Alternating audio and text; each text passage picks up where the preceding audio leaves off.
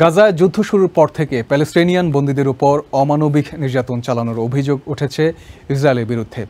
গাজা ও দখলকৃত West ব্যাংকে গ্রেপ্তারের ঘটনা বেড়েছে নাটকীয় মাত্রায়। মুক্তি পাওয়া বন্দীরা জানাচ্ছেন, প্রতিটি মুহূর্ত প্যালেস্টাইনিয়ান কারাবন্দীদের উপর নির্যাতন চালানো হচ্ছে। কারাগারগুলোতে নেই পর্যাপ্ত খাবার বা চিকিৎসা।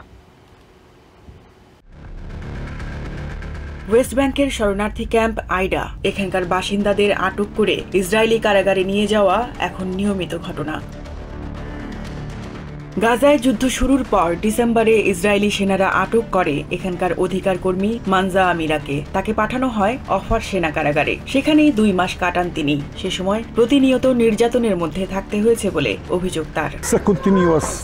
যখন আমি কারাগারে ঢুকলাম তখন থেকেই নির্যাতন শুরু হয়। আমার হাতে সব সময় হ্যান্ডকাপ ছিল। মানজা জানান, কারাগারগুলোতে নেই বিদ্যুৎ, পর্যাপ্ত চিকিৎসা বা যথেষ্ট খাবার, এমনকি সূর্যের আলো পৌঁছায় না কারাগারের ভেতর। আমার সবচেয়ে বেশি ভয় লাগতো যে আমি পাগল হয়ে যাব কিনা। ওরা সব সময় নির্যাতন চালাতো।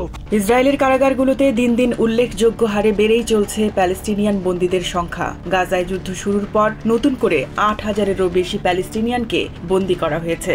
অর্থাৎ এই সময়ের মধ্যে গড়ে দিনে আটক করা হয়েছে 44 জনকে। ইসরায়েলের তথ্য মতে 7 অক্টোবরের আগ পর্যন্ত প্যালেস্টিনিয়ান বন্দীর সংখ্যা ছিল 5,192 জন। পরিসংখ্যান মতে 7 অক্টোবর যুদ্ধ শুরুর আগে কারাগারগুলোতে নারী বন্দী ছিলেন মাত্র 33 জন। বর্তমানে এই সংখ্যা 80 জনেরও বেশি। অন্যদিকে এই সময়ের ভেতর শিশু কারাবন্দী 170 থেকে বেড়ে দাঁড়িয়েছে 200-তে। প্যালেস্টাইন প্রিজনার্স সোসাইটি মিডিয়া প্রধান আমানি সারাহনি বলেন, কারাগারে বন্দীদের উপর যে ধরনের আচরণ করা হচ্ছে তা সুস্পষ্ট মানবতার লঙ্ঘন। সম্প্রতি নির্যাতনের মাত্রা ভয়াবহ মাত্রায় বেড়েছে। খাদিজাতুল কুবরা, TVN 24 নিউজ ডেস্ক।